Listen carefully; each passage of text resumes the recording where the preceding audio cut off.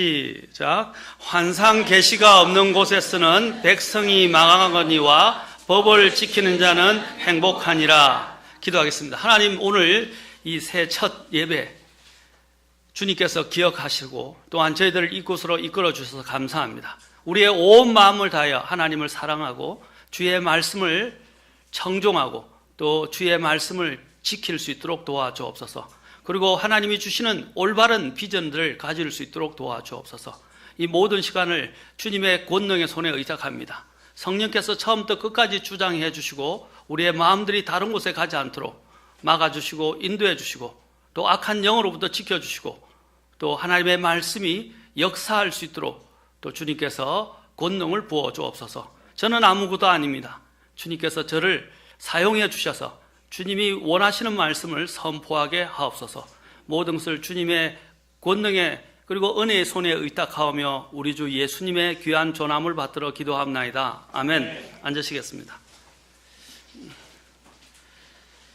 사람이 보는 것은 사람의 그 마음과 영을 반영하는 것입니다. 그래서 눈은 몸의 등불이라고 성경은 말합니다. 하나님께서는 우리에게 영적인 비전을 가져야 한다고 말씀하십니다. 오늘 본문에서 환상 계시는 킹제임스 성경에서 비전으로 되어 있습니다. 바로 비전, 우리가 비전이라는 말을 요즘 많이 쓰고 있죠. 비전이라는 것은 사실 보는 것입니다. 보는 것과 관련되어 있습니다. 그래서 여기서는 아마 계시에 환상이라는 말을 넣은 것으로 보여집니다. 또한 비전은 사람들이 어떻게 보느냐에 따라서 달라지게 됩니다. 그리스도인이 갖는 비전은 육신이나 세상의 지혜의 관점에서 보는 것이 아니라 하나님의 관점에서 사랑과 이 세상과 사물을 통찰하며 바라보는 것입니다. 특히 본문에서 말씀하시는 비전이라 하는 것은 사람들이 이야기하고 생각하는 어떤 개인적인 장래 포부나 개인의 야망이나 희망사항을 말하는 것이 아니라 하나님께서 그분의 말씀을 통해서 각 사람들에게 주신 그것을 그리고 하나님께서 그것을 통해서 이루시고자 하시는 그 뜻을 하나님께서 그 사람에게 계시해 주시는 것입니다. 계시입니다. 그래서 여기서 환상 계시라고 이야기한 것으로 보여집니다. 그런데 오늘날 가장 오해되어지고 있는 부분 중 하나가 바로 이 비전이라는 단어입니다. 왜냐하면 사람들이 많이 이야기하기를 꿈은 이루어진다, 비전을 가져야 된다, 자기 마음에 큰 소원을 품고 입을 크게 벌리라, 그런 것들을 우리는 비전이라고 이야기를 많이들 합니다.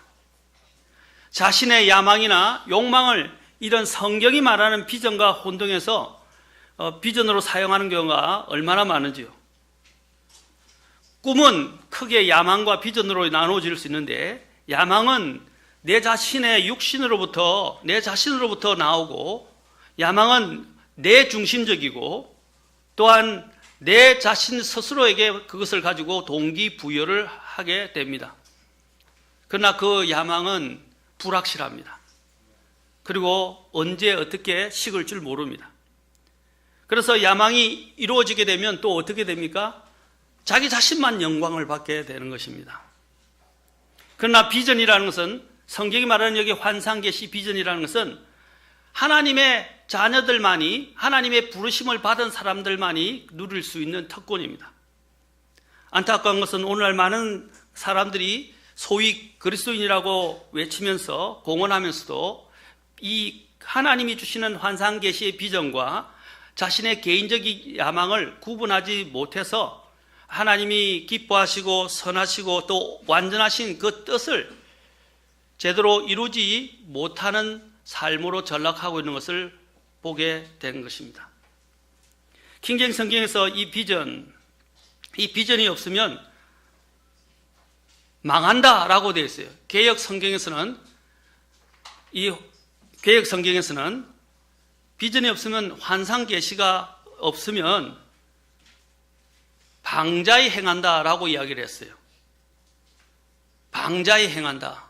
이 방자히 행하는 것과 망하는 것은 완전히 다릅니다. 성경은 단지 그냥 방자히 행한다, 그냥 자신들이 아무렇게 행한다 이런 뜻입니다. 버릇없이 제멋대로 행하는 것이 아니고 성경은 망한다라고 분명히 이야기를 하고 있습니다. 망한다. 원래 이 킹제임 성경이 번역되었을 때 이 비전은 우리가 오늘 이야기하는 이 비전을 말하는 것이 아니라 하나님의 계시를 말씀하는 것입니다. 오늘 본문에서 보면 분명히 오늘 오전 주일학교 아이들 등반식에서도 이야기했지만 18절에 환상 계시를 이야기하면서 그 뒤에 하반절에서 뭘 이야기하죠? 법을 지키는 자는 행복하니라 라고 말하고 있습니다. 바로 하나님의 법과 연관지어서 이야기를 하고 있어요. 그냥 내 혼자 꿈을 꾸고 보이지 않는 이런 가운데 이상한 꿈을 꾸고 어떤 계시를 받는다든지 환상을 본다든지 하는 것을 말하는 것이 아니라 하나님으로부터 특별한 이러한 메시지를 받는 것입니다. 계시의 말씀을 받는 것이에요. 그리고 그 계시의 말씀은 결국에는 어떻게 합니까? 그 사람을 흥하게 만들고 행복하게 만드는 것입니다.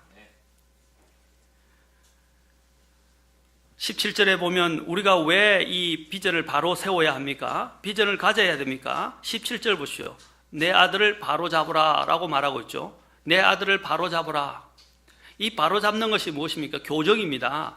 그 사람을 바로 잡아주는 것입니다. 나중에 제가 다루겠지만 비전은 그 사람의 방향성과 관련이 있어요. 여러분 방향이 없으면 어떻게 되죠? 방황하게 됩니다. 그리고 막 떠돌아다니게 돼요. 배회하게 돼요.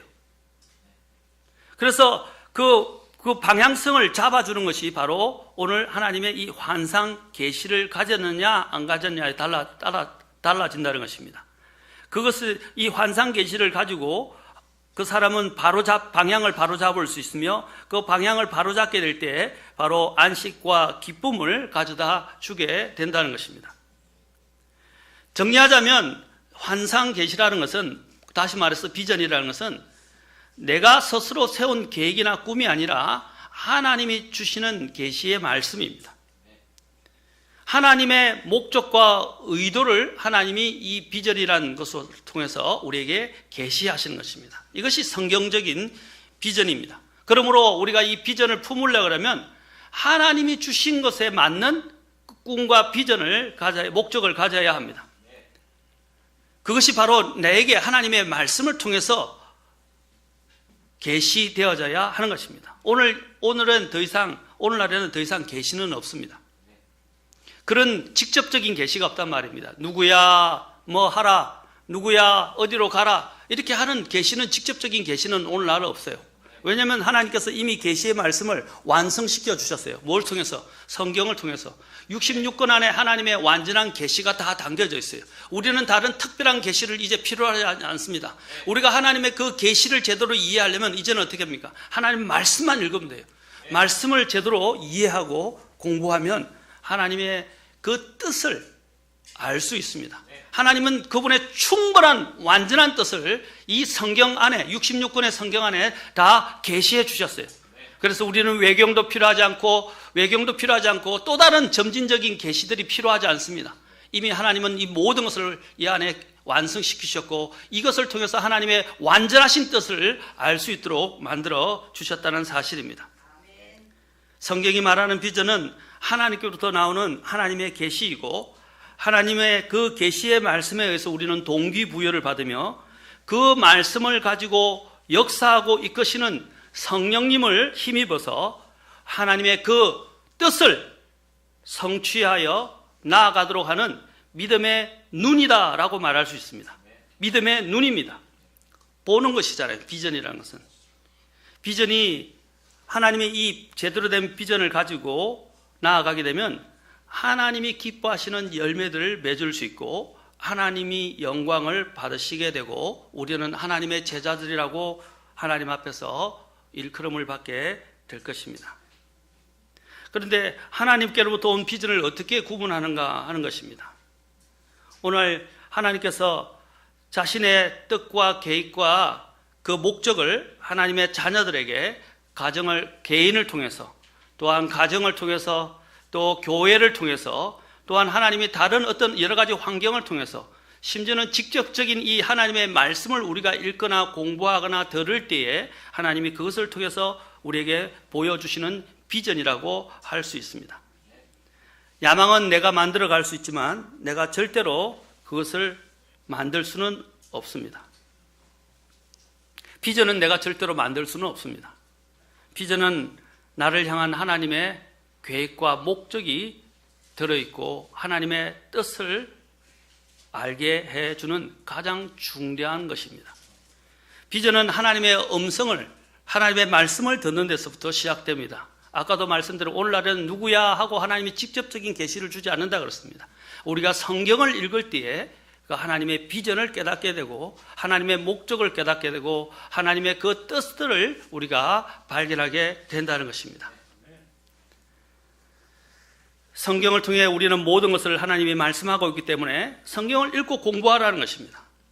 성경을 읽으면 이 세상이 어떻게 될 것인지, 영적 세계가 어떤 것인지, 보이지 않는 세계가 어떤 것인지, 앞으로 장차 일어나게 될 세상 일들이 어떻게 될 것인지, 개인의 운명이 어떻게 될 것인지, 미래의 왕국이 어떻게 여기에 설립되게 될 것인지, 그리고 주님이 어떻게 재림하게 될 것인지, 주님이 어떻게 영혼 속에서 우리를 영혼 속으로 인도하게 될 것인지, 또 지옥과 앞으로 있게 될 장차 있게 될 그 천국, 새 예루살렘 도시는 어떤 것인지 성경이 다 이야기하고 있어요. 오늘날 여러분 특히 천국을 보았다, 지옥을 봤다고 증언하는 사람들을 주의하셔야 됩니다. 아까도 말씀드렸지만 성경이 이미 천국과 지옥에 대해서 다 말씀해 놓으셨어요. 우리에게 꼭 필요한 만큼 하나님이 다 계시해 놓으셨어요. 그런 환상을 쫓아가고 그런 대언을 한다는 사람들을 쫓아가고 그런 것들을 꿈꿨다고 이야기하면서 간증하는 사람들을 주의하셔야 됩니다. 왜냐하면 그것은 주관적이기 때문입니다. 우리는 그것이 하나님의 것인지 성령님으로부터 온 것인지 아니면 내가 스스로 말하는 것인지 우리가 어떻게 확인해 볼 수 있습니까? 가장 객관적이고 절대적인 하나님의 말씀을 가지고 검증을 해야 합니다. 우리의 유일무이한 권위이자 최종 권위인 성경 안에는 예수 그리스도와 그분의 왕국에 관한 계시의 말씀들로 가득 차 있습니다. 이제 우리는 그분의 완전한 계시의 완성인 성경을 통해서 그분께서 우리에게 말씀하신 것을 듣게 되고 또한 조명을 받게 됩니다. 만일 성경이라는 계시가 없다면 우리의 믿음도 우리가 갖게 되는 이러한 올바른 삶의 기준도 우리의 소망도 모두 무익한 종교적 행위에 지나지 않을 것입니다. 오늘날 기독교의 혼란은 하나님의 완전한 계시인 성경을 무시하거나 성경의 주의를 기울이지 않는 데서부터 출발합니다. 베드로후서 1장 16절부터 21절에 보면 사도 베드로는요, 주님과 함께 늘 동행했죠. 3년 반 동안 동행했고 또 주님의 그 영광을 직접 변화산상에서 목격했던 사람이고 주님의 그 영광을 주님이 행하시는 기적을 통해서 그는 또 보았고 심지어는 아까 말한 변화산상에 올라가서 주님이 영광스러운 모습으로 변하는 것까지 그는 직접 눈으로 목도한 사람이었어요. 그런데 그가 우리에게 더 확실한 것이 있다고 말하고 있습니다. 자, 베드로후서 잠깐 가서 보겠습니다.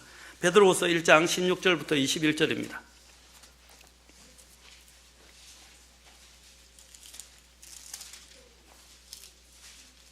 (1장 16절부터 21절에) 보면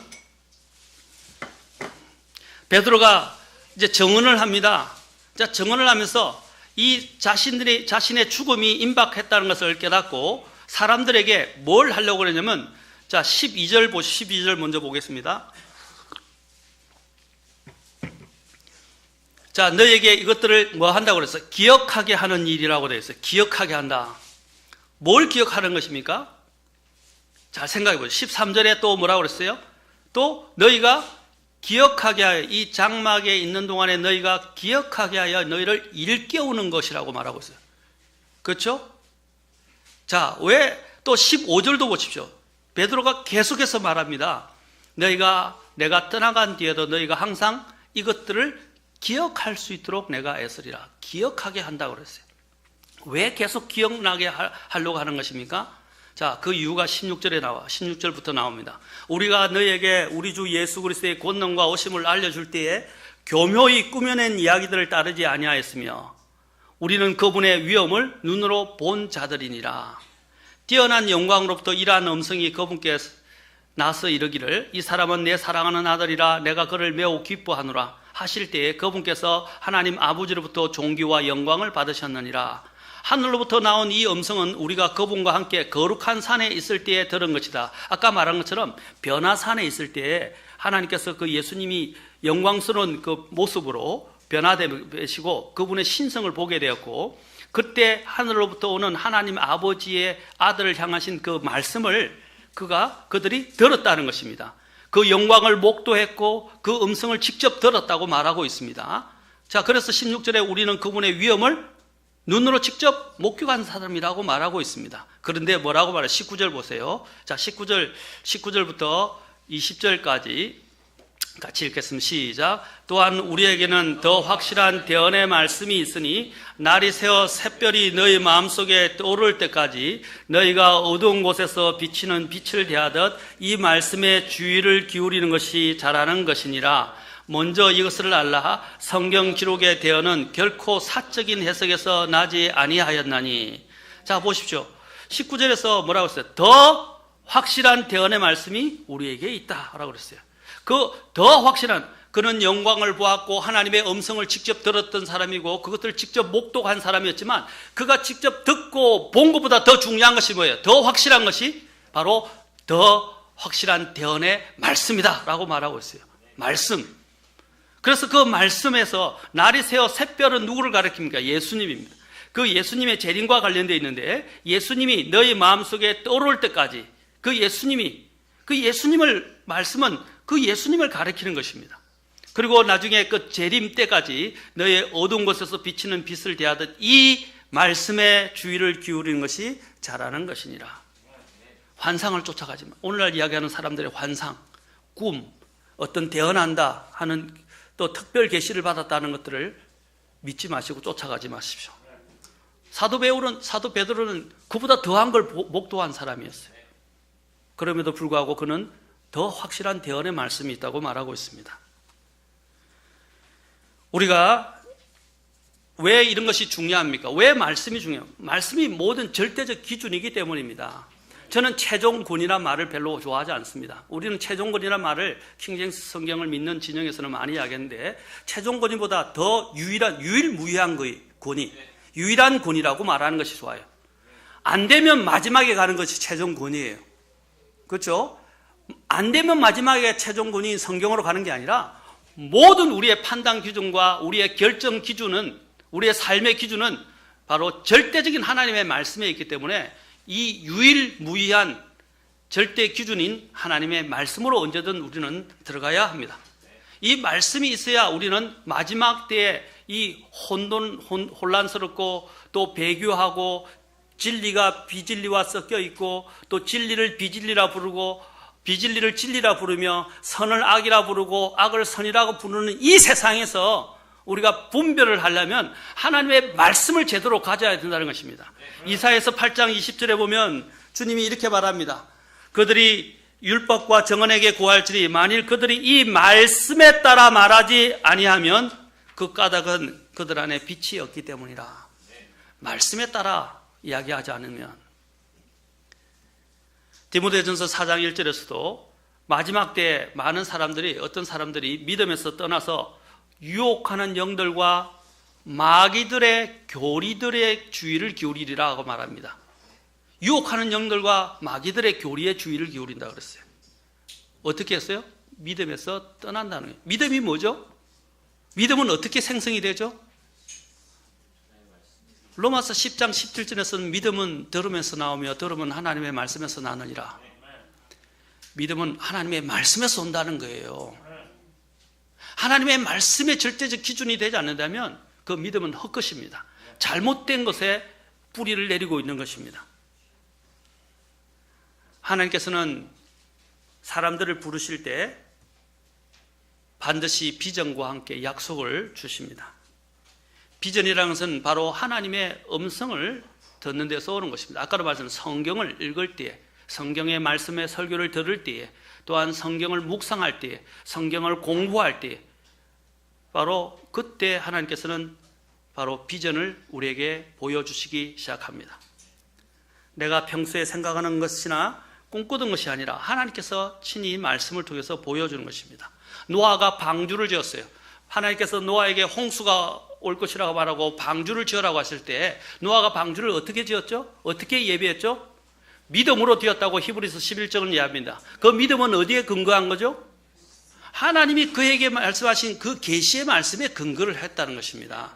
그래서 하나님이 주신 말씀에 경고를 받고 방주를 예비했고, 그가 방주를 예비할 때도 하나님이 주신 패턴, 바로 설계도에 따라서 그런 방주를 지었다는 것입니다. 하나님이 계시한 방식에 따라서 그가 어떻게 이런 방주로 이 세상을 구원할 수 있고, 또한 방주로 자신과 가족들을 구원할 수 있게 되었습니까? 바로 하나님이 지시해 주신 그 메시지, 그 말씀에 따라서 그가 모든 것을 움직여 갔다는 사실입니다. 아브라함은 우리는 믿음의 조상이라고 불려집니다. 믿음의 조상 아브라함이 어떻게 또한 그 믿음의 조상이라고 불려지게 되었습니까? 바로 그에게도 비전이 있었습니다. 그는 비전을 어떻게 성취하고 또 비전을 어떻게 해결해 나갔습니까? 바로 하나님이 말씀하고 지시한 대로 그는 따랐다는 것입니다. 히브리서 11장에서는 또한 아브라함에 대해서도 그가 믿음으로 했다는데, 그 믿음은 바로 하나님이 그에게 가라고 지시한 그 땅으로 그가 갔다는 것입니다. 자기의 아버지의 집을 떠나서 내가 너에게 지시할 땅으로 가라라고 했을 때 그는 어떻게 했어요? 하나님의 그 음성을 듣고 아무 다른 것도 고려하지 않고 그 하나님이 주신 지시의 말씀에 순종했습니다. 오늘 하나님의 이 지시의 말씀과 다투는 사람들이 너무 많아요. 자꾸 내 마음에서 내가 원하는 것하고 하나님이 말씀하신 것하고 상치가 될 때 자꾸 하나님과 싸우고 갈등을 일으킵니다. 제가 한 가지 전에도 말씀드렸지만 한 가지 여러분이 말씀드려요. 하나님과 싸워서 이길 수 있습니까? 하나님과 여러분이 다투면요, 누구 손해죠? 내 손해예요. 주님이 바울에게 뭐라고 하셨습니까? 가시채를 걷어차는 것이 내게 고생이다 그랬어요. 여러분, 가시채가 있는데 그 가시채를 한번 차보세요. 어떻게 했어요? 내만 아파요. 그렇잖아요? 하나님의 그 가시채를 내가 걷어차면 내 손해예요. 내만 고통을 당하는 거예요. 하나님과 다투지 마세요. 순종의 문제도 의와 같아요. 여러분, 왜 하나님과 자꾸 순종의 문제를 가지고 다투려고 그럽니까? 감정, 전에도 이야기했지만 자존심, 내가 생각하는 것 다 갖다 버리세요. 내려놓으십시오. 그거 중요하지 않습니다. 어떤 사람은 자존심 때문에 자신의 생명을 잃는 사람도 있어요. 그 자존심, 생명을 잃을 정도로 자존심이 중요합니까? 여러분, 생명을 걸어야 할 때 생명을 걸어야 되는 거예요. 바로 이들은 하나님의 말씀에 자신의 생명을 걸었습니다. 모세도 또 하나님의 그 비전을 받았습니다. 그 비전은 자신이 꿈꾼 것이 아니에요. 그런 자신의 꿈으로 그 꿈꾼 걸 가지고 해결하려고 했을 때 어떻게 됐죠? 그는 오히려 이집트 사람을 쳐 죽이고 그 문제에 대해서 그는 도망치는 신세에 빠지게 되었습니다. 하나님께서 나중에 그가 충분히 연단되고 하나님의 사람으로 준비되었을 때 하나님께서 가시떨기나무 가운데서 나타나셔서 그에게 계시해 주셨습니다. 뭘 계시해 주셨어요? 내가 너를 불러서 이집트에서 있는 그 고통받는 이스라엘 백성들을 건져내는 리더로 세우겠다, 지도자로 세우겠다는 것입니다. 그는 그 말씀에 따라서 처음에는 자신이 없다고 이야기했어요. 그래서 하나님이 아론을 붙여주셨고 그 아론과 함께 어떻게 해요? 담대하게 파라오 앞에 설 수 있게 된 것입니다. 그가 어떻게 그런 모세가 이런 이스라엘을 인도하는 지도자가 될 수 있어요? 하나님의 메시지, 하나님의 말씀에 그는 따라서 움직였기 때문입니다. 그의 권능은 어디서 온 것입니까? 하나님의 말씀에 순종했기 때문에 하나님이 주신 거예요. 그는 원래 쓸모없는 사람이었어요. 파라오의 아들이었지만, 아들이라 불려줄 수 있었지만, 그러나 그는 나중에 그냥 목자로 살았어요. 40년간을. 그러나 하나님이 그 안에 있는 믿음은 보셨어요. 열정이 앞섰던 거예요. 하나님 말씀보다도 열정이 먼저 앞섰습니다. 여러분, 열정보다 더 중요한 것이 하나님의 말씀이 앞서야 돼요. 하나님의 말씀이 저와 여러분의 길들을 인도해야 합니다. 예수님도 이 땅에 오셨을 때 어떻게 했어요? 내가 온 것은 하나님의 그 아버지의 뜻을 성취하기 위해서 오셨다고 그랬어요. 아버지의 뜻을 성취하는 것이라고 하셨어요. 그리고 하나님이 말씀하신 그 뜻에 따라서, 그 계획표에 따라서, 그 시간표에 따라서 예수님은 움직이셨어요. 시간표. 그래서 예수님은 철저하게 성경 요한복음을 공부하면 때라는 말이 많이 나와요. 때. 하나님의 때가 이르지 아니하였더라. 아버지의 때가 이르지 아니하였다. 또 그 아버지의 때가 이르매라고 하면서 때에 따라서 하나님이 딱딱딱딱 맞게 움직였어요. 그 때가 어디에 계시되어 있었어요? 성경에 이미 나와 있었다 이 말입니다. 때가 충만한 때에 예수님이 어떻게 했어요? 처녀에게서 나셨어요. 갈라디아서 4장 4절에 때가 충만히 이르렀을 때, 때가 다 찼을 때 예수님이 오셨단 말입니다. 예수님은 그 타임테이블에 따라서 오셨고, 하나님의 그 시간표에 따라 오셨고, 그 시간표대로 자신의 삶을 옮겨가셨어요. 우리도 마찬가지입니다. 하나님의 비전이 이와 이처럼 중요한 거예요. 하나님의 비전을 갖지 않는다면 여러분의 삶은 허탕이에요. 허탕. 저와 여러분의 삶은. 우리가 이름을 짓지 않습니까? 장명을 합니다. 장명할 때 특히 이스라엘 사람도 마찬가지예요. 자신들의 소망을 담아요. 그리고 그것의 뜻을 또한 그것에 간접적으로 시사하고 있습니다. 특히 부모의 마음을 많이 담기도 하죠. 그와 마찬가지로 성경에서도 각 사람들에게 하나님이 특별하게 이름을 주신 것을 보게 됩니다. 야곱을 이스라엘로 주시고, 또 하나님이 임마누엘, 하나님 육체를 입고 오신 그분을 예수님이라는 이름을 주셨어요. 사울을 바울이라고, 나중에 사울을 바울이라고 성경이 바꿔서 이야기하는 것을 보게 됩니다. 그것이 무엇을 이야기합니까? 하나님의 비전에 따라서 그것을 가지고 살아가는 것입니다. 우리도 이름을 지을 때 우리의 뜻이나 소망을 담아서 하는 것처럼 성경에서도 동일하게 그 하나님께서 이름을 특별하게 주실 때는 하나님의 그 원하시는 뜻을 담아서 하나님이 이름을 지어주실 때가 많고, 이름을 바꿔주실 때가 있습니다. 베드로의 이름도 마찬가지입니다. 그리스도인에게 비전이 없다는 것은요, 하나님의 진리 안에서 가르침, 곧 훈계와, 아까 나왔죠, correction, 바로 잡아준다는 것, 그 바로 잡음과 훈계와 지시와 안내 혹은 인도가 없다는 것입니다. 비전이 없다는 말은 뭐라고요? 하나님의 훈계나 지시나 안내나 인도하심이 없다라는 것입니다.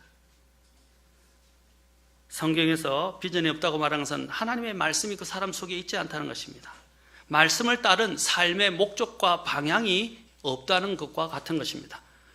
여러분을 향하신 하나님의 주신 비전은 뭡니까? 많은 분들이 대답도 못하고 오리무중일 거예요. 구원받은 지 오래됐는데도 내가 뭘 해야 될지, 어떻게 하나님을 섬겨야 될지, 대체 어떻게 미래를 열어가야 될지 아무런 대안이 없는 분들이 계세요. 그냥 멍하니 세상에서 주어지는 대로, 세상이 끌어가는 대로, 그렇게 되면 여러분 세상의 영에 끌려가게 됩니다. 우리 그리스도는 달라요. 그러니까 이 세상의 물이 홍수와 같아서 얼마나 거칠게 사람들을 끌고 내려가는지 몰라요. 세상의 조류라고 우리가 이야기합니다. 세상의 트렌드라고 이야기합니다. 그 조류와 트렌드에 사람들이 막 그냥 끌려가고 있어요. 그게 세상의 영이에요. 자기가 저 멸망인 저 폭포로 떨어져서 멸망으로 가고 있다는 사실을 알지 못한데 그냥 끌려가는 거예요. 왜? 하나님이 주신 비전이 없기 때문입니다. 하나님의 비전을 가진 사람은 이 세상의 물들을, 심지어는 홍수가 나도 이 세상의 홍수를 영위에서 올라가는 힘이 있습니다. 그 하나님의 비전을 가진 사람을 꺾을 수가 없어요. 왜? 하나님이 그 사람에게 주셨고 하나님이 역사하시기 때문입니다. 하나님이 권능으로 그에게 역사하셔서 인도하실 것이기 때문입니다. 오늘 본문에서 말합니다. 비전이 없는 백성은 망한다 그랬어요. 망한다. 그러나 법을 지키는 자는 법을 어떻게 한다고 그랬죠? 법을 어떻게 한다고 그랬죠? 지키는 자는 행복하다 그랬어요. 행복. 하나님께 주신 비전이 없는 사람은 불행한 삶을 사는 거예요. 바로 이 하나님의 비전을 가지는 것은 마치 나침판을 가진 것과 같습니다. 여러분이 여행할 때에, 특히 배낭여행을 하거나 특히 험난한 곳을 여행할 때, 산을 등반을 할 때 심지어는 바다를 항해할 때도, 비행기를 할 때도 다 여러분 나침반과 같은 것들이 있어요. 그 나침반이 뭡니까? 그의 방향을 잡아주는 것입니다. 그 방향에서 벗어나면 위험해지게 돼요. 우리는 하나님이 주신 이 비전을 가져야 우리의 방향성을 설정할 수 있어요. 그냥 주먹구구식으로 될 대로 되라는 식으로 살아가는 사람이 얼마나 많이 있습니까? 오늘 이 교계에서도 무조건 꿈, 비전을 이야기하면서 성경이 말씀하지 않는 그런 비전과 꿈을 계속해서 강조합니다.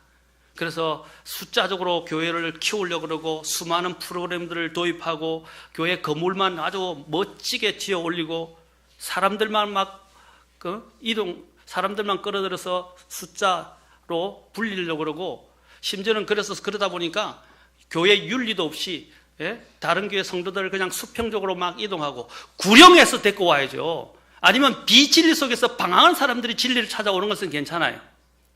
오늘날 독립교회나 성서 침략의 가장 큰 문제가 뭐예요? 교회가 계속 수평 이동을 하는 거예요. 여러분, 그것은 잘못된 거예요. 구령하셔야 돼요. 진리를 모르는 사람이 진리를 찾아서 와서 그 사람들을 데리고 오는 건 괜찮아요. 또 잘못되어진 교단, 교계나 잘못되어진 교회에서 있던 사람들이 제대로 와서 하는 건 괜찮아요. 그러나 같은 믿음에 있는 교회의 사람들을 목사님이 일부러 끌어들이고 전화하고 연락해서 데리고 오고 하는 것은 잘못된 거예요. 저는 그렇게 오면 받아주지 않아요. 저는 그렇게 하려고 교회를 하지 않았습니다. 저는 오늘날 목사님들에게 이기적인 욕심 때문에 개인적인 어떤 이런 유혹 때문에 그렇게 비윤리적으로 목회를 하는 분들이 많이 있습니다. 그것은 하나님이 기뻐하는 방식이 아닙니다. 오늘날 교회 안에서 성공을 계속 이야기합니다. 부흥을 이야기하면서 성공을 이야기합니다. 여러분, 우리는 성공을 추구하는 사람들이에요. 우리의 성공은 하나님 안에서 이루어져야 합니다. 숫자가 많아지는 것이, 돈이 많아지는 것이 성공이 아니에요.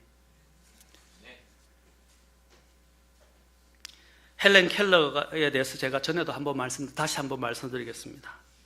시각과 청각의 장애를 가졌던 이 헬렌 켈러는 많은 사람들이 맹인으로 태어나는 것보다 더 불행한 것이 무엇입니까? 하고 질문을 했어요.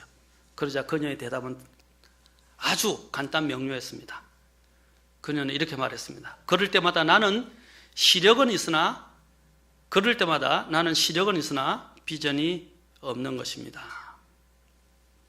자, 이 세상에서 태어날 때 가장 큰 문제가 뭡니까? 시력을 잃는 것이라고 할 수 있죠. 그러나 그 시력기 중에서 헬렌 켈러가 뭘 이야기했습니까? 하나님의 비전이 없는 사람이 진짜 문제가 있는 사람이라는 것입니다. 잘못된 사람이라는 것입니다. 시력은 있지만 비전이 없는 것, 그것이 가장 불행한 것이다. 그런데 성도들이 이렇게 이야기합니다. 지금 내 발에 불이 당장 떨어졌는데 내 삶에 하나님의 뜻이 무슨 상관이냐? 지금 내가 먹고 살기도 바쁘고 지금 내 한시가 내 앞이 발등에 불이 떨어지는데 하나님 뜻이 뭐 그렇게 대수고 중요하냐? 라고 이야기하는 사람들이 있어요. 중요합니다.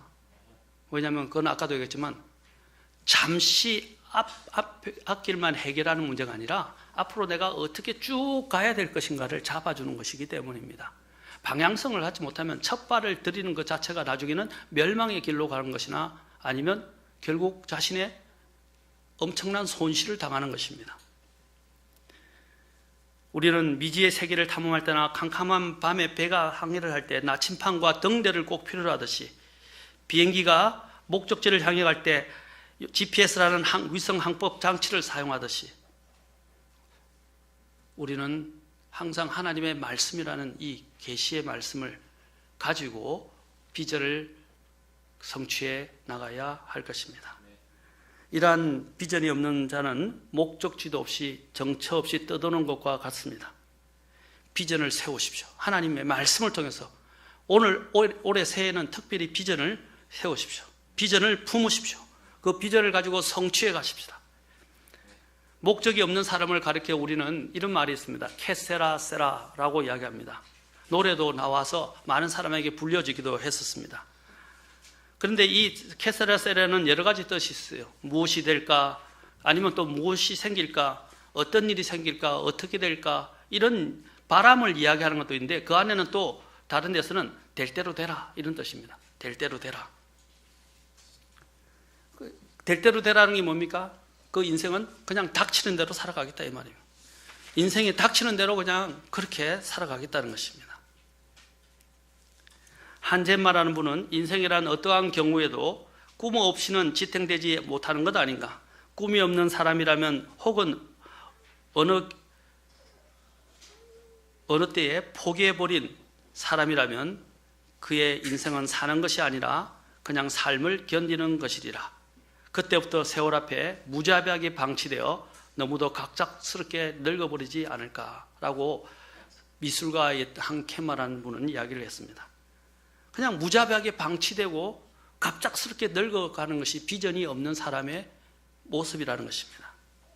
성경은 환상 계시가 없으면 망한다 그랬습니다. 우리는 모두 다 환상 계시를 가져야 됩니다. 사람이 갖고 있는 밥이나 공기를 사람은 밥이나 공기만 먹고 사는 존재가 아닙니다. 이 사람은 비전을 갖고 살아야 돼요. 비전 안에는 생명이 있어요. 비전 안에는 권능이 있어요. 비전 안에는 지혜가 있어요. 왜? 하나님이 그 뒤에 계시기 때문입니다. 윌리엄 패드가 쓴 글 가운데 재미있는 글이 있는데 제가 수요일 날 설교하면서 잠깐 한번 이야기했는데 다시 한번 인용해 드리겠습니다. 어떤 사람이 소년 시절에 5달러짜리 지폐를 길에서 주었습니다. 어릴 때 5달러짜리 지폐를 주었으니 얼마나 재미가 있었겠습니까? 그러니까 그것에 중독이 되어서 길바닥만 들여다보고 다녔습니다. 일생 동안 길에서 물건을 줍는 데에 전 생애를 소모했습니다. 그가 주운 것을 보면 단추가 29,519개, 머리핀이 54,172개나 되었고 수천 개의 동전도 길에서 주었습니다. 그런 것들을 줍느라고 그는 일생 동안 하늘이나 푸르름을, 지상의 꽃과 새와 자연과 아름다움을 볼 기회가 없었다고 합니다. 일생이 다 그는 어떻게 해요? 차단이 되었던 것입니다. 그의 인생은 일생이 넝마주의와 같은 인생을 살았던 것입니다. 넝마주의가 뭔지 모르시죠? 모르시는 분들은 올해 연배가 되시는 분들한테 물어보시면 아실 것입니다. 바로 비전이 없는 사람은 이 넝마주의 인생으로 그냥 전락하고 끝나는 것입니다. 물론 어려워서 생계 때문에 넝마주의를 하는 사람들이 있어요. 주의가 아니고요. 주의. 사전에 보면 넝마주의라고 이야기합니다. 많은 사람들이 넝마주의 인생으로 끝나는 사람이에요. 저는 그분들을 모독하려고 이 말씀을 하는 게 아닙니다. 바로 비전 없이 그냥 땅만 쳐다보다 사는 사람의 인생에 대해서 말씀드리는 것입니다. 사람이 비전이 없다면 짐승과 다를 바가 없어요. 비전을 가진 사람은 항상 의욕이 충만하고 그 안에 생기가 막 돌아갑니다. 그는 아침 일찍 일어나서 수고하고 저녁 늦도록까지 일하면서도 항상 의욕이 가득 차 있고 항상 마음에 어떻게 합니까? 소망으로 그 다음에 기쁨과 감사가 넘치게 됩니다. 어떤 고난과 역경이 닥쳐와도 그것을 달게 받으면서 그걸 꾸준히 견디어 나가게 됩니다. 우리 예수님이 어떻게 3년 반 동안 그 어려운 지상 생애를 견뎌내셨습니까? 우리의 믿음의 선배들이 얼마나 많은 고통과 핍박과 반대 가운데서도 믿음을 지켜냈습니까? 바로 하나님께서 그들에게 주신 비전이 있었기 때문입니다. 그들은 더 좋은 부활을 바라보았고 그들은 더 좋은 앞으로 주실 상속 유업을 바라보았고 더 좋은 소망을 가지고 있었으며 더 좋은 것들을 그들은 바라보면서 믿음 안에서 그들은 걸어갔던 것입니다. 비전을 가진 사람에게는 항상 자신들이 외쳐야 될 메시지가 있습니다. 하나님의 비전을 가진 사람은 항상 하나님의 말씀을 가지고 외칩니다. 외쳐야 할 메시지가 있고 주제가 있어요. 노래해야 할 주제가 있습니다. 우리가 찬송을 왜 하죠? 사람을 즐겁게 하기 위해서 찬송합니까? 아니지 않습니까? 그리스도인들만큼 노래를 많이 만든 사람들도 없을 거예요. 그리고 노래를 많이 부르는 사람들도 없을 거예요. 오늘 이 가수들 보면 그 가수들이 다 어디서 시작됐냐면 교회에서 다 배워왔어요. 노래, 가창력을 배워가지고. 교회에서 많은 은사들을 개발해가지고. 그런데 그 은사들이 결국은 어디로 사용되어지고 있어요? 세상을 즐겁게 하고 세상에서 인기를 얻는 데 사용되고 있어요. 하나님이 그 은사를 주신 이유가 뭡니까? 하나님을 뜻을 성취하고 교회를 세우고, 그렇죠? 다른 사람을 세우기 위해서 하나님이 은사를 주신 것입니다. 우리는 또한 이데올로기 때문에 죽는 사람도 있는데, 하나님의 비전을 가진 사람도 우리는 죽어야 될 분명한 명분이 있습니다. 지금 나라가 온통 옛날 4.19 혁명, 그렇죠? 부터 시작해서 옛날에 있었던 그런 여러 가지 집회로 인해서 죽은 사람들에 대해서 막 칭찬하고 그걸 다시 역사를 재조명하며 그들을 높이는 지름 일들이 일어나고 있어요. 그 사람들은, 제가 죄송하면 그 사람들을 하대하거나 무시하려고 하는 게 아니라, 그분들은 자신들이 죽어야 될 명분, 이데올로기가 있었다는 거예요. 그들은 이데올로기 때문에 죽었어요. 그러나 주님 안에서 본다면 그 이데올로기 때문에 죽은 사람들은 헛죽음입니다. 헛되게 죽은 거예요. 우리는 정말 죽어야 될 명분이 있어요. 하나님의 생명의 말씀이 있어요. 이 말씀은 아까도 말씀은 그냥 단순한 말씀이 아니라 생명의 말씀이에요. 사람을 살리는 것이란 말입니다. 영혼을 살리는 것이에요. 그래서 비전의 사람은 어떠한 고난과 역경도 두려워하지 않고 그 역광과 고난을 견디면서 더 단단해지고 더 성숙하게 됩니다. 오늘날 이런 하나님의 계시의 말씀이 있는데도 불구하고 많은 사람이 갈팡질팡하게 사는 이유가 무엇입니까? 바로 하나님의 말씀을 묵상하고 이해하지 않고 그 법에 순종하며 따르려 하지 않기 때문입니다. 여러분은 이 말씀을 내 것으로 소화시키셨습니까?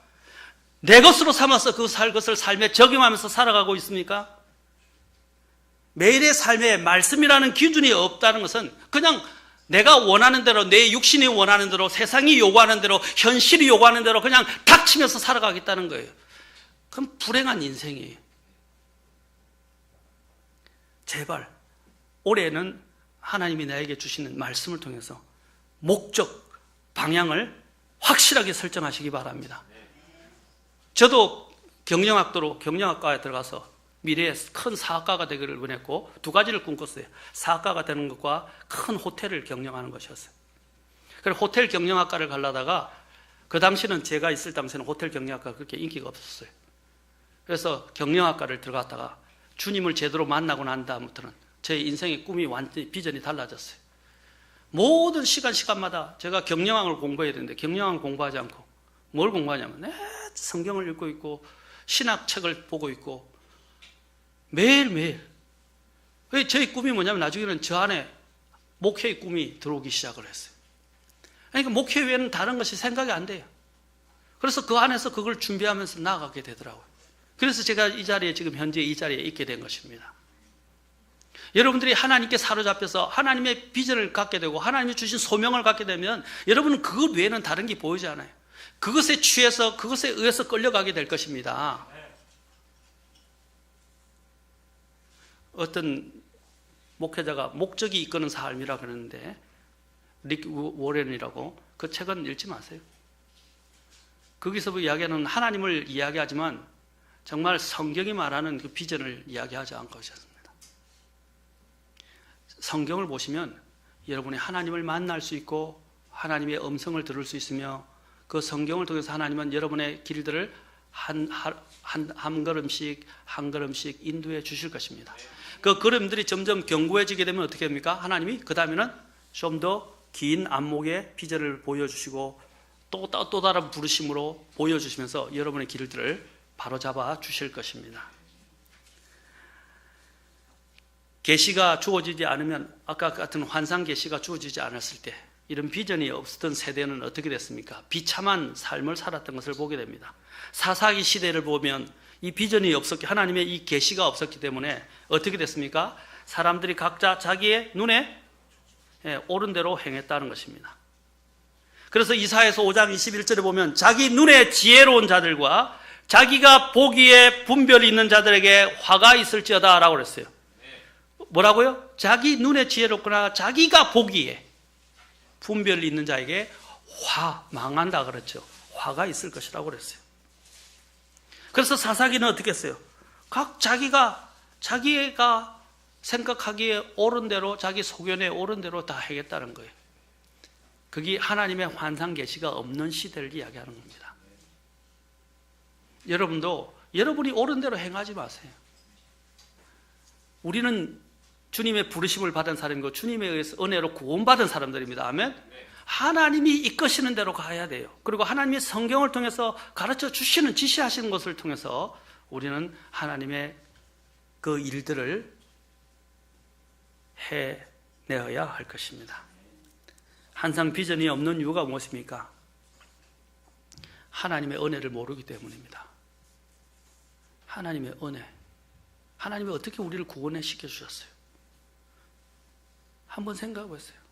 하나님 은혜에 감사한다면 그 은혜에 취해서 그 은혜를 잊지 못해서 그 은혜를 어떻게라도 조금이라도 내가 되돌려 드릴 수 있을까? 그 하나님의 은혜를 우리는 갚을 수 없어요. 다 갚을 수 없어요. 우리 인생의 전부를 불살라도 갚을 수 없어요. 그런데 그 은혜를 어떻게라도 조금이라도 내가 하나님께 갚아드릴 수 있을까 하면서 최선을 다하는 삶을 살게 될 것입니다. 그리고 또한 하나님을 추구함이 은혜를 모르기 때문이고 하나님을 추구하는 마음이 없기 때문에 비전이 없는 거예요. 그러니까 그리스도인들이 갈팡질팡하면서 살아가는 거예요. 예? 우리 이제 첫째 딸 예진인 정도 나이가 되면 이제 이과로 가야 될 건지 문과로 가야, 요즘은 이제 이과 문과 없어진다고 그러는데 어느 길로 진로를 택하고 어느 과로 진학을 할 거고 어떤 식으로 자기의 이제 앞으로 직업과 미래를 개척하게 될 것인지를 지금 준비합니다. 그렇죠? 그런데 아직도 보면 어디로 갈지 모르는 사람이 있어요. 그러면 어떻게 공부해야 될지 방법론이 서지가 않아요. 그렇지 않아요? 우리 그리스도의 인생은 연역적 인생입니다. 연역. 귀납적 인생이 아니에요. 연역은 뭡니까? 목적이 있으면 그 목적에 따라 목적에 의해서 움직여지는 사람이에요. 그러나 귀납은 뭡니까? 그냥 주어지는 대로 이 현실에 있는 이런 여러 가지 자료들이나 상황, 그렇죠? 또 정보들을 가지고 결론을 만들어내는 걸 이야기하는 거예요. 그리고 그걸 추구하는 것이 귀납이라고 이야기합니다. 우리 그리스도인은 이미 하나님이 답을 주셨어요. 목적을 주셨어요. 그리고 또한 방향을 주셨어요. 아멘? 그러면 그게 맞게 우리는 이제 밟아가면 되는 거예요. 제가 설교할 때 가장 힘든 게 뭔지 아세요? 기도하다가 뭘 설교해야 될지를 몰라요. 도저히 가면 심지어는 토요일까지도 설교를 해야 될 것들이 안 떠오르고 안 다가오고 이걸 생각했다 하냐 이걸 생각했다 하냐 하나님이 안 주시는 거예요. 그때 굉장히 힘들어요. 시간은 돼가고 당장 준비를 했는데 토요일까지인데도 이게 안 돼요. 찰스 스펄전도 그랬다고 이야기하더라고요. 그런데 설교가 딱 정해지면 어떻게 제목이 정해지면 목적과 방향이 정해졌잖아요. 그러면 이제 딱 집중해서 할 수 있게 돼요. 안 정해지니까 계속 하루 일주일 내내가 불안한 거예요. 그렇지 않겠습니까? 마찬가지입니다. 저와 여러분들이 하나님 안에서 목적과 방향이 분명하게 비전을 통해서 딱 정해진다면 불안하지 않아요. 요동하지도 않아요. 항상 초질간 하나님이 주신 것들 안에서 딱 밀고 갈 수 있는 모든 자세와 준비가 다 된 것입니다. 그러면 흔들리 요동하지 않는다. 왜 사람들이 성경에 보면 시편에서 이야기해요. 내가 요동하지 않는다. 내가 요동한다고 이야기했을까요? 바로 아까 얘기했던 분명한 하나님의 비전이 있느냐 없느냐, 하나님의 말씀의 약속을 가졌느냐 안 가졌느냐에 따라서 모든 것이 달라지게 되는 것입니다. 하나님의 이 말씀은 우리의 혼을 소성케 한다고 시편 19편에서 쓴 이야기합니다. 그리고 하나님의 말씀은 사람을 구원에 이르게 하는 지혜가 있고 하나님의 사람을 완전하게 철저히 구비되게 한다고 디모데후서 3장 15절에서 말하고 있습니다. 하나님의 말씀은 또한 우리가 살아가는 필수적인 안내자입니다. 빛의 안내자입니다. 사탄은 호시탐탐 우리 안에 뿌려지는 그 하나님의 말씀, 우리에게 비전을 주고 우리의 삶의 방향을 정해주고 우리의 삶을 이끌어가고 능력을 주는 그 생명의 말씀을 빼앗아가려고 어떻게 한다고요? 항상 노리고 있고 그 말씀을 찬탈하려고 합니다. 그것을 주님께서는 씨 뿌린 자의 비유를 통해서 말씀하셨어요. 공중의 새가 어떻게 하나요? 새가 그 뿌려진 씨를 어떻게 와서 먹어버린다는 거죠. 그 길가에 뿌려진 밭입니다. 혹시 저와 여러분은 그렇지 않습니까? 지금 여기 이 자리에 앉아서도 여러분은 왜 이 자리에 왔죠? 여러분들이 정말 정신을 차리고 하나님의 말씀에 집중하고 하나님 안에서 걸어갈 마음에 정말 강한 열망이 없다면 사탄이 그 말씀을 도둑질해 갈 거예요. 참된 비전은 하나님부터 오는 것입니다. 이 비전을 갖고 가야 될 그 이유에 대해서 다음 시간에 계속해서 제가 좀 더 구체적으로 말씀을 드리겠습니다. 사랑하는 성도 여러분, 이제 방황하지 마십시오. 이제는 우왕좌왕하지 마십시오. 갈팡질팡하지 마십시오. 자르나 오르나 치우치지 않으려면 비전을, 하나님이 주신 비전을 오늘 말씀을 통해서 세우십시오. 하나님이 내 인생에 대한 목적과 계획을 발견하십시오. 그래 방향을 잡을 수 있고, 여러분이 방향을 잡아야 똑바로 바르게 갈 수 있습니다. 그 말씀을 다른 것에서 찾으려 하지 말고 하나님의 말씀을 파십시오. 말씀을 통해서 하나님이 여러분에게 분명히 계시해 주시고, 그 계시는 우리에게 생명을 더 풍성하게 주고, 우리에게 지혜를 주고, 우리에게 권능을 주고, 우리의 목적지에 안전하게 도착하도록 우리를 인도해 줄 것입니다. 기도하시겠습니다. 다 같이 일어서시겠습니다.